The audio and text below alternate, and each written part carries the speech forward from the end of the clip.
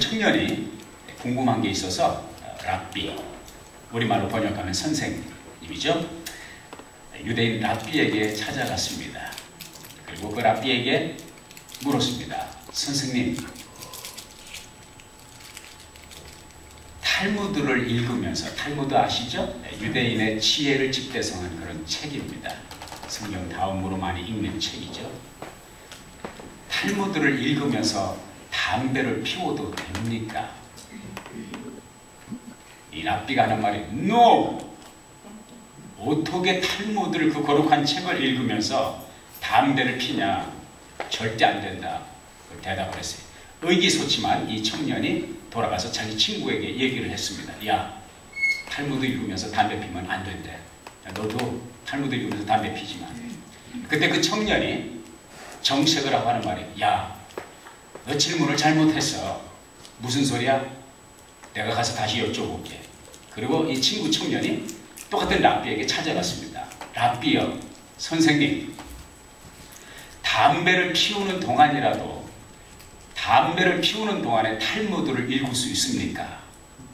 그때 랍비가 하는 말이, 그럼 그저 기회가 있는 대로 읽어야지. 담배를 피더라도 탈무드는 그저 읽어야 돼. 자, 이 답을 통해서 우리가 깨닫는 것이 무엇입니까? 달라진 게 무엇입니까? 아무것도 없습니다. 달라진 건 아무것도 없어요. 그런데 답이 달라졌습니다. 우리가 세상을 살면서 어떤 각도로 질문하고 어떤 각도로 들여다보느냐에 따라서 세상이 이렇게 달라질 수 있다는 것을 깨닫게. 제가 며칠 전 치과에 가서 신경치료를 하고 왔습니다. 몰랐죠? 제가 미국에 와서 공부를 하는 동안에 아르바이트를 하면서 덴탈랩, 치과 기공소에서 10년이 넘게 일을 했습니다. 처음에 픽업 딜리버리 하러 들어갔어요. 그리고 이제 꾸준히 이것저것 하면서 청소도 하고, 그리고 소위 모델곡이라고 해서 그 본 뜨는 거 있죠. 그런 뭐 석고를 가지고 만드는 거, 그런 것도 하고, 또 다듬기도 하고, 그런 일을 하고, 나중에는 이제 세일즈 디파트먼트에서 세일즈 책임자로 제가 PR맨으로 섬기면서 수많은 치과 의사를 방문하고 병원을 방문하고 같이 대화 나누고 같이 식사하고 그런 일을 했습니다. 그러나 한 번도 내 치아 문제 때문에 치과 의사를 만난 적이 없습니다. 그래서 저는 나의 치아의 건강에 대해서는 자부심을 가지고 있었습니다. 그리고 또 워낙 저는 초등학교 때부터 선생님이 시키는 대로 이빨 닦는 건 열심히 했습니다. 얼마나 열심히 닦았든지 너무 세게 닦아가지고 잇몸하고 이 사이가 구멍이 나버렸어요. 그 정도로 세게 문질러가지고 아침 저녁. 또 나중에 미국에 와 보니까 양치만 해가지고 안 된다고 그러더라고요. 또 치실해서 치간 청소를 해야 된다고 해서 치실로 얼마나 그 명주실이 끊어질 정도로 그렇게 열심히 했습니다. 그런데 언제부턴가 밥을 먹는데 뭘 씹는데 시근시근하더라고요. 이게 왜 이러지? 그래서 내가 참 잇몸이 이게 뭔가 좀 좋지 않은가 보다. 열심히 하여간 피가 나도록 그렇게 치실로 열심히 치간 청소를 했습니다. 그래도 이게 호전이 안 되더라고요. 어떤 때 좀 괜찮고 어떤 때 또 나중에는 이제 욱신욱신하고 음식을 씹을 수가 없어요. 사실 제 아내가 먼저 그 치통 때문에 고생을 했거든요. 그래서 한쪽 이가 어금니가 아프다 그래서 제가 그랬어요. 한쪽 이가 아프고 한쪽 이가 안 좋으면 저쪽 이로 씹으시면 되지. 뭘 그렇게 컴플레인 하십니까? 그렇게 핀잔을 주곤을 했거든요. 제가 이번에 당해보니까 제가 음식물을 씹으면서 야, 이쪽 공장이 고장이 났으니까, 이쪽 기계가 고장이 났으니까 음식물은 전부 저쪽으로 집합을 해라. 저쪽으로 다 보냈는데 이게 말을 안 들어요. 다 이쪽으로 오는 거예요. 그래가지고서 지 맘대로 가서 씹히는 거예요. 그러니까 음식을 먹을 때마다 얼마나 시큰거리가 아주 소름이 끼칠 정도로 시큰거리고 쉬고 아프고 그러니까 감당을 할 수가 없더라고요. 그래서 결국은 이제 치과에 가는데 아내가 그러더라고요. 당신 혹시 충치가 있는 거 아닙니까? 충치 같은 소리 하지 마세요. 내가 일평생 나같이 이빨을 열심히 닦은 사람이 없어요. 양치를. 그러면서 핀잔을 주었는데 가서 보니까 닥터가 그래도 모르니까 사진을 찍어보자고 그러더라고요. 사진을 딱 찍었는데 충치가 생기셨군요. 2년 전에 오셨어야 됩니다. 그러면 충치가 생긴 지 2년이 됐다면 그때부터 시작이 된 것 같습니다. 지금 상태를 보니까. 그러면서 제가 하나님 앞에 회개를 했습니다. 내가 너무 잘난 척을 해서 내가 이빨을 잘 따고 양치를 그렇게 열심히 하고 치간 청소를 열심히 한다고 자만을 했는데 자만했던 것을 용서해 주시고, 두 번째는 내가 치아가 멀쩡하고 이가 쉬지 않고 마음대로 씹을 때 하나님 앞에 더 감사하지 못한 것을 회개합니다. 하나님 앞에 회개 기도를 올렸죠. 이가 치아가 상하고 나니까, 치아가 충치가 먹고 나니까 음식을 먹을 때마다 고통스러운 그 경험을 하면서 건강한 치아를 상실하는 그 경험을 한 뒤에야 결코 그때서야 비로소 건강한 치아를 갖는 것이 얼마나 하나님의 큰 은혜고 축복인가 하는 것을 깨닫게 되었단 말입니다. 참으로 안타까운 것은 우리가 인생을 살아가면서 하나님이 많은 것을 주셨고 하나님이 많은 것을 누리게 하셨지만은 하나님이 주셨을 때 주신 것을 감사하지 못하고 하나님께서 누리게 하신 것을 누리면서 감사하지 못하고 원망하고 불평하고 더 필요하다, 더 많은 것이 있어야 된다, 더 많은 것을 누려야 된다고 하면서 하나님이 주신 것들을 상실하고 하나님이 주신 것들을 잃어버린 후에야 비로소 잃어버린 것이 얼마나 소중했고 떠나버린 것이 얼마나 중요했다는 것을 깨닫는 것이 참으로 안타까운 일이라는 것입니다. 그것을 경험하면서 제가 생각한 하나님의 말씀이 그것입니다. 시편 127편의 말씀을 기억을 했습니다. 여호와께서 집을 세우지 아니하시면 세우는 자의 수고가 헛되며 여호와께서 성을 지키지 아니하시면 파수꾼의 경성하는 것이, 밤을 새워 눈을 뜨고 지키는 것이 소용이 없다, 허사로다. 아침에 일찍이 일어나서 잠자리에 늦게 들어가며 수고의 떡을 먹음이 다 허사로다. 하나님께서 함께하지 아니하시면 아침 저녁으로 이빨을 열심히 닦고 시간 치실로 그렇게 플라싱을 열심히 해도 하나님이 지켜주시지 않으면 충치가 들어올 수 있다는 사실을 제가 깨달으면서 하나님 지금까지 지켜주신 은혜를 감사합니다, 찬양합니다, 영광을 돌리게 되었습니다. 사랑하는 여러분,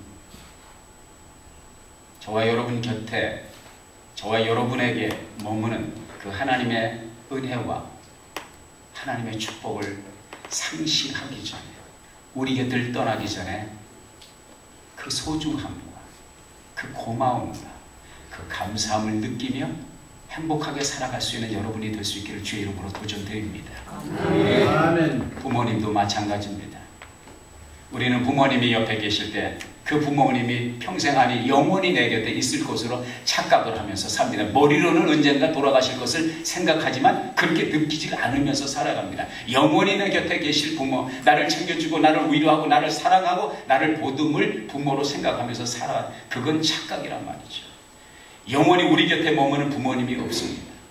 그래서 송강 정철 선생님이 군민가에서 그런 시를 백성들에게 가르쳐 준 거예요. 어버이 섬기기란 살아실제 다하여라. 한 번 가신 후면 애달다 어이하리. 평생에 고쳐 못할 일이 이뿐인가 하노라. 부모님이 떠나시고 난 다음에 애걸복걸 통곡하기 전에 부모님이 살아계실 때 부모님이 살아계신 것을 감사하고 부모님이 살아계신 것을 하나님 앞에 감사할 수 있고 그분들의 소중한 것을, 그 품의 소중함을 느끼며 살아갈 수 있는 현명한 사람들이 되기를 주의 이름으로 축복드립니다. 네. 자식도 마찬가지입니다. 우리는 자식이 내 곁에 머무를 때, 자녀들이 내 품에 있을 때 그 자녀가 영원히 내 소유라고 생각하고 그 자녀가 영원히 내 품에 머물 것으로 착각하면서 삽니다. 그렇지 않습니다. 또 우리가 착각하는 것 가운데 하나가 무엇이냐, 내가 결혼했으니까 자식을 낳는 것은 당연하고, 자식이 세상에 태어났으면 건강하게 자라는 것은 당연하고, 자식이 건강하게 자라났으면 부모에게 효도하는 것이 당연하다 생각하지만 그렇지 않다는 거예요. 최수정 형제의 간증을 들었죠. 하이라 씨가, 아내 되는 하이라 씨가 결혼을 해서 자녀를 낳아야 되는데 5번이나 유산한 거예요. 5번이나 유산을. 얼마나 고통스러워. 이 6번째 아이가 하나 태어났는데, 그래서 이제 그 옆에도 이제 산모가 또 옆에 다른 분이 있었고 하이라 씨가 있었는데, 6번째 아이가 이제 건강하게 태어나는데 옆에 태어난 그 산모의 품에서 태어난 아이는 낳자마자 중환자실로 가는 것을 보면서 최수정 씨가 하이라시고 결심한 것이 그렇다. 이 세상에 당연한 것은 없구나. 영어 표현에 그런 말이 있습니다. Don't take it for granted. Do not take it for granted. 당연한 것으로 생각하지 말라는 거예요. 내게 주어진 축복과 은혜와 감사할 조건들을 내가 당연히 받을 것으로 생각하지 말라는 거예요. 그래서 don't take it for granted. 그때 최수정 씨가 한국말로 한 말이 이게 당연한 것이 아니구나. 건강한 아이가 태어나는 것이 당연한 것이 아니구나. 이것이 하나님의 은혜구나. 우리는 하나님의 이 은혜를 받았으니 비록 5번의 유산의 아픔을 경험했지만 이 아이의 소중함을 이제 알았으니 우리가 저 아이처럼 불우한 아이들을 위해서 우리의 삶을 드리고 우리가 섬기는 삶을 살아가자. 두 부부가 그렇게 결심을 했다는 거예요. 그러면서 그 뒤에 만난 것이 그 네이버스를 만나고 친선 대사로 전 세계의 불우아동들과 독거노인들과 고통당하는 불우한 이웃들을 돕는 일에 그의 모든 삶을 헌신하는 그 아름다운 삶을 볼 때 얼마나 은혜가 되고 얼마나 도전이 되고 잔잔한 향기로운 파장이 퍼져나가는지 그 간증을 들으면서 많은 은혜를 경험했습니다. 오늘 말씀에 뭐라고 말씀하십니까? 범사에 뭐하라고요? 감사하라. 다시 한번 해봅시다. 범사에 감사하라. 조금 다르게 해보겠습니다. 자, 범사에 하면 감사하라. 감사하라고 여러분 범사에 그렇게 한번 해보자고요. 범사에 감사하라.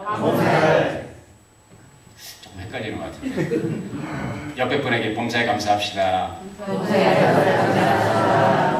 할렐루야. 목사님, 범사에 감사라는 말이 무슨 뜻입니까? 영어로 표현하면 in everything give thanks. 하나님께 모든 일, everything 하나님께 감사하라는 거죠. 목사님은 그게 가능하신지 모르지만 목사님이 제 사정을 몰라서 그렇습니다. 목사님 제 형편이 돼보시면 그런 말 못합니다. 속상한 일이 너무 많습니다.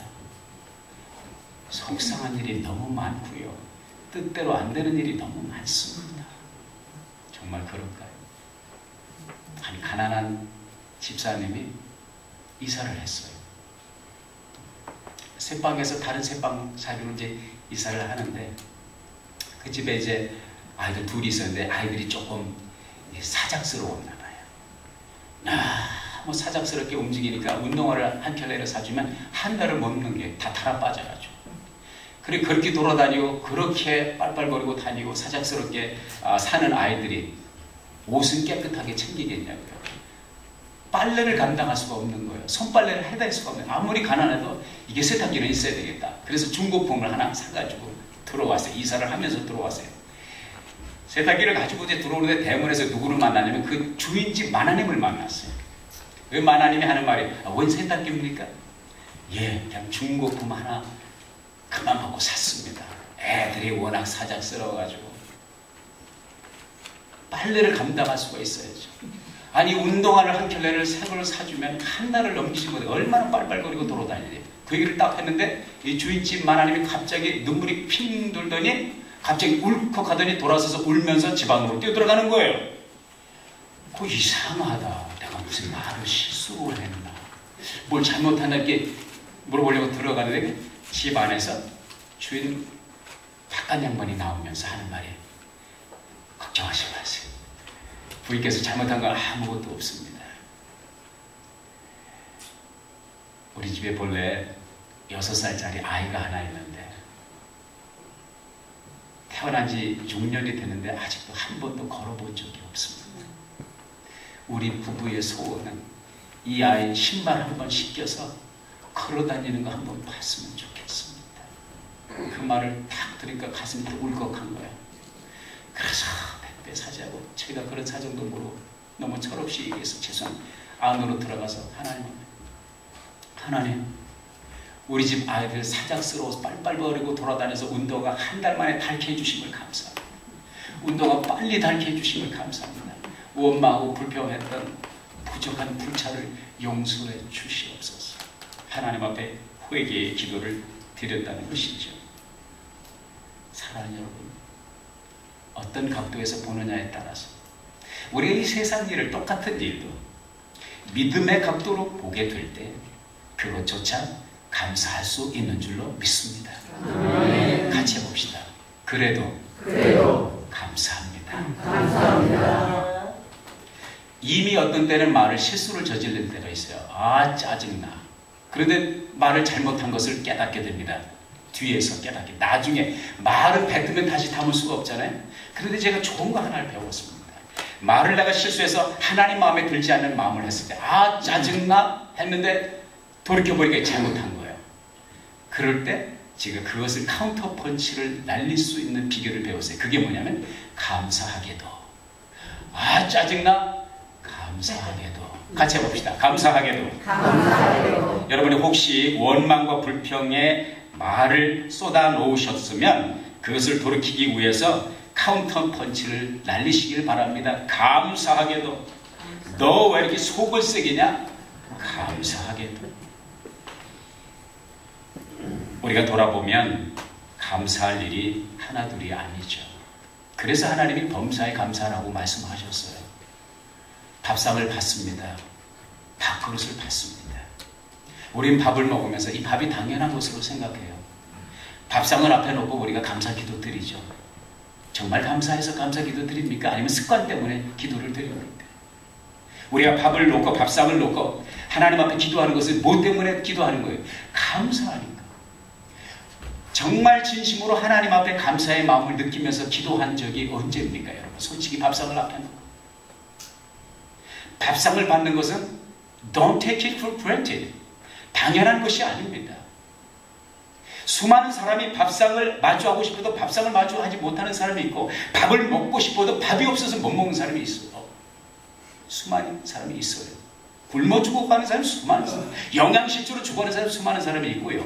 여러분이 밥이 한 공기가 따뜻한 밥 공기가 왔을 때 그 밥을 지은 사람이 있을 거 아니에요. 여러분이 지어서 먹는, 목사님 내가 지어서 먹는데 여러분이 지어서 먹으면 그 쌀은 어디서 났습니까?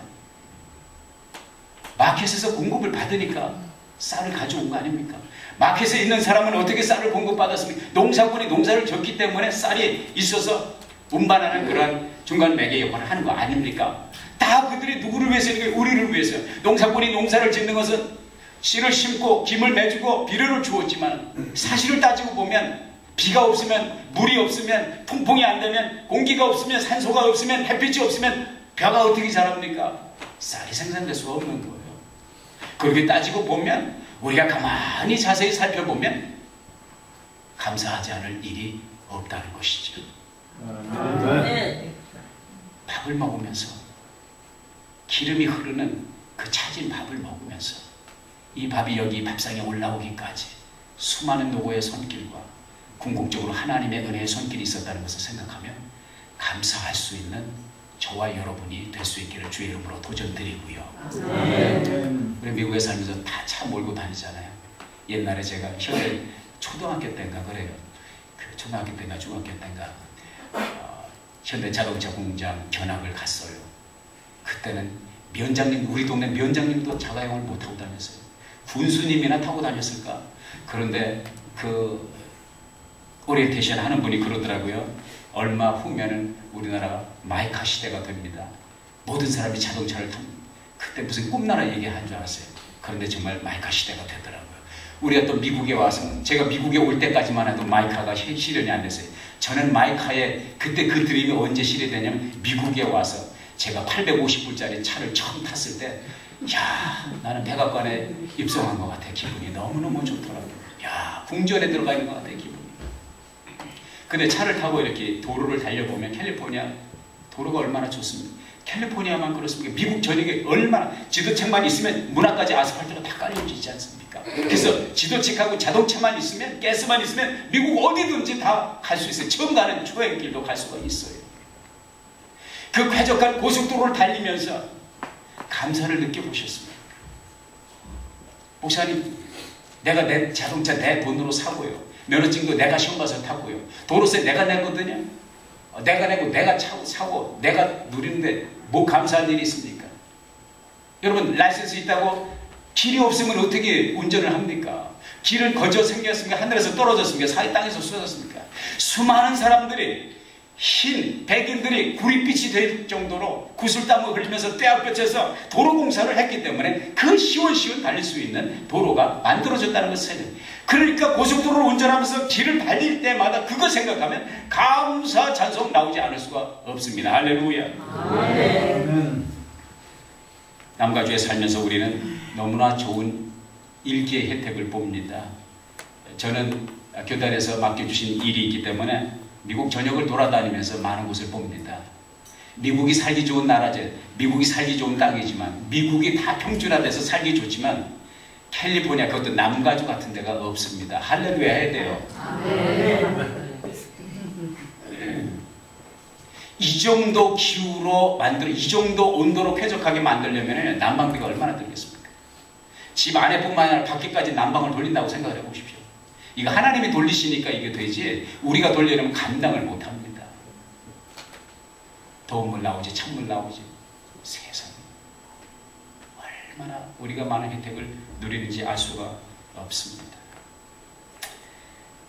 그러나 그 무엇보다도 사랑하는 여러분, 이 세상에 감사할 일이 수없이 많지만 저와 여러분이 예수를 믿는다는 것이 은혜인 줄로 믿습니다.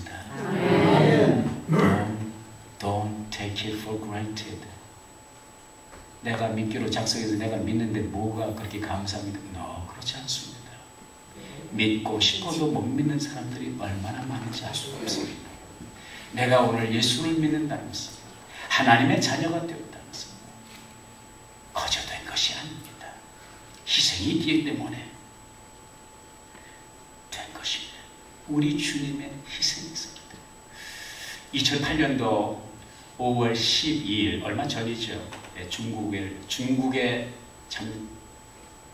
전날을 하여간 뒤흔드는 지진이 일어났습니다.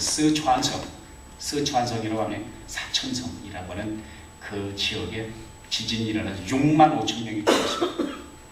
6만 5천 명. 어마어마하죠.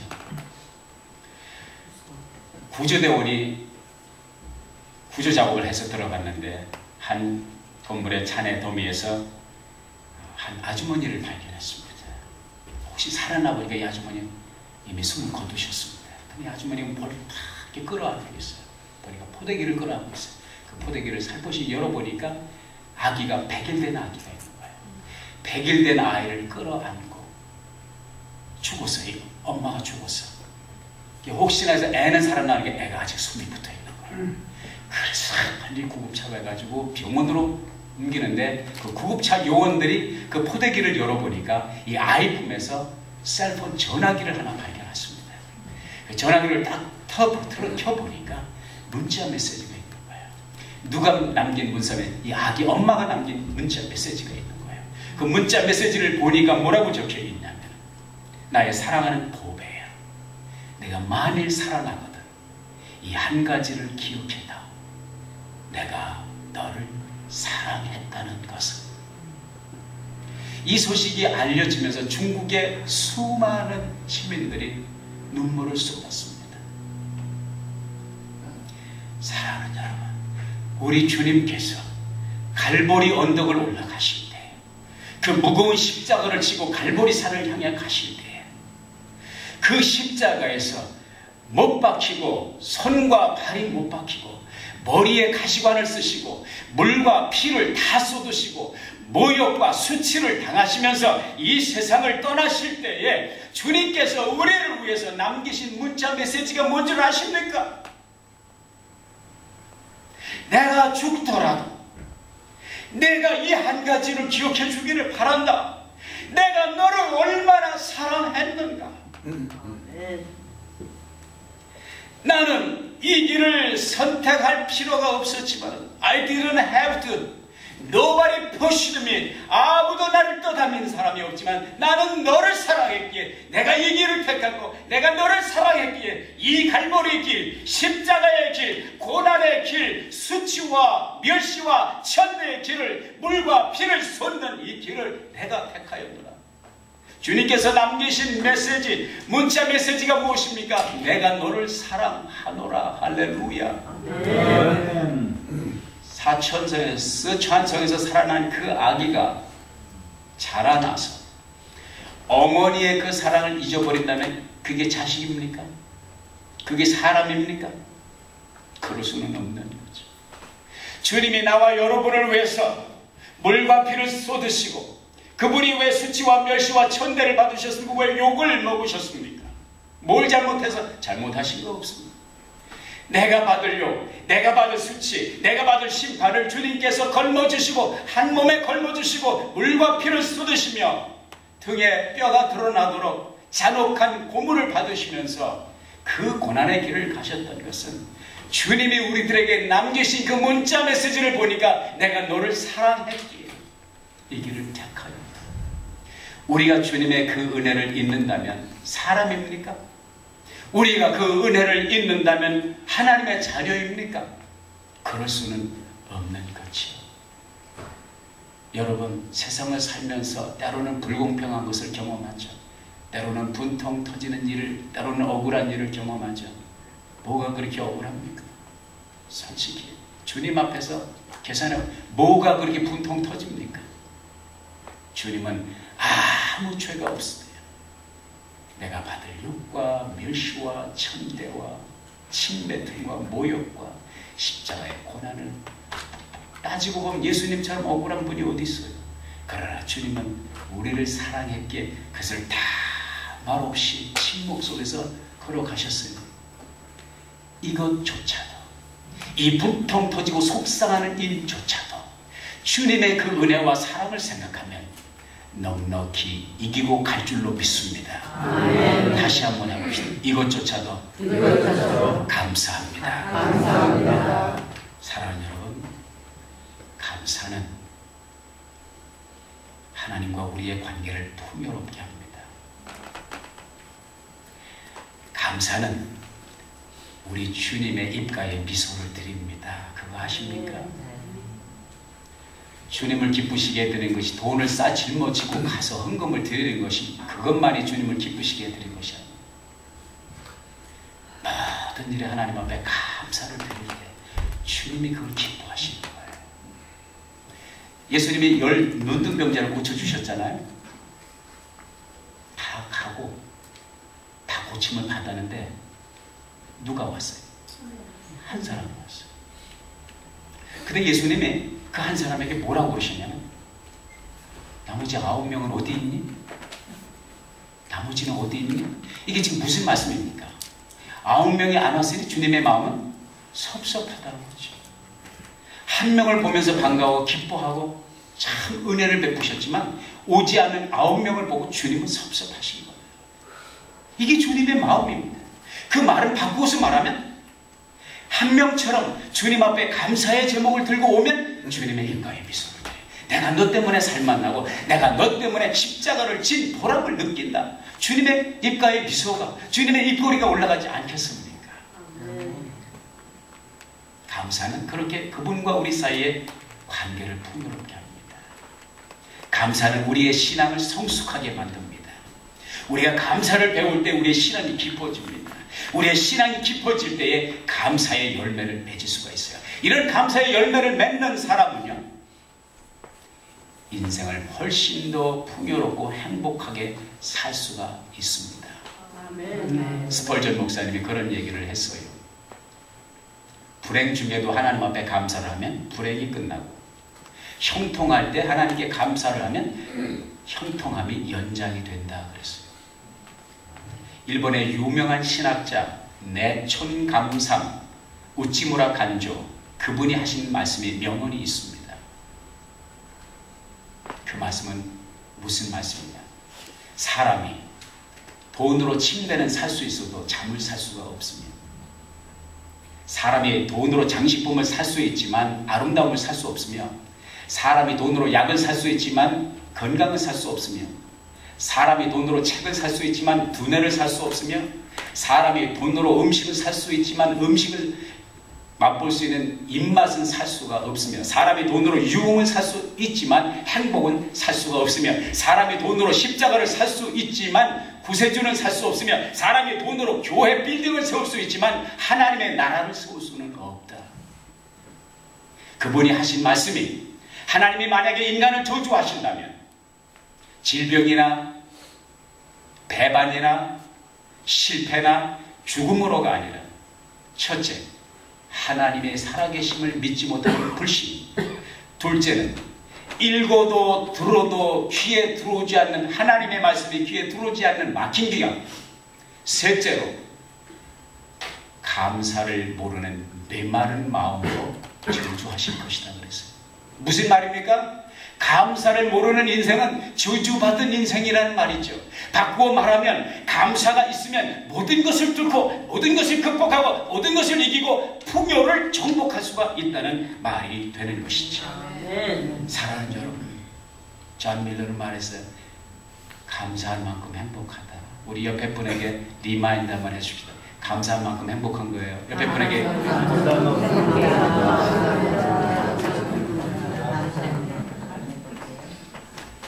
여러분, 나는 사실 여러분 때문에 세상 살만 납니다.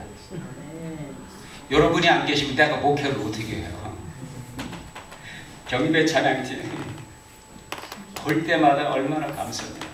드럼 소리 들을 때마다 얼마나 감사해요. 서치라이트, 조명, 음향, 성전 청소. 옛날에 사실 개척할 때 이거 북치기장구치기 제가 다 해서 반주까지 제가 하면서 했어요. 그 반주자를 볼 때마다 우리 해외 자매를 볼 때마다 그때 생각하면 너무 감사합니다. 없었으면 어떻게 하겠다. 어떻게 했어? 여러분이 우리 교회, 이 남가주에 수많은 교회가 있습니다. 우리 교회를 왜 나오셨습니까? 물론 하나님의 섭리가 있지만 You didn't have to come to our church. You chose. 여러분 한 분 한 분이 성전문을 밟고 들어오실 때마다 그건 나의 행복이 나의 기쁨이고 나의 감사입니다. 그런 의미에서 우리도 한번 해보자고요. 옆에 분에게 와주셔서 감사합니다.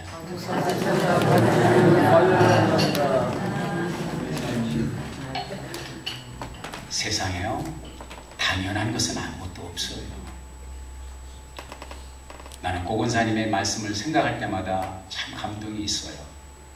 내가 만나는 모든 사람은 카스터머입니다 그러더라고요. 심지어 자녀들도 자식들도 카스터머입니다. 그 자식들이 안 오면 어떻게 해요? 목사를 해서 끌고 옵니까? 와주는 걸 감사하죠. 손님이 안 오면 어떻게 해요? 목을 자꾸 끌어옵니까? 와주는 게 감사해요. 자식도 내 품을 떠나는데 와주는 게 감사해요. 내 남편이 옆에 있는 것도 감사하고 내 아내가 옆에 있는 것도 감사하고 언제든지 마음은 바뀔 수가 있는 거예요. 언제든지 내게 들떠날 수가 있는 거예요. 아무것도 당연한 것은 없습니다. 하나님이 나와 여러분에게 허락하신 분복이요 축복인 줄 알고 감사하는 삶을 살 수 있기를 주님의 이름으로 도전합니다.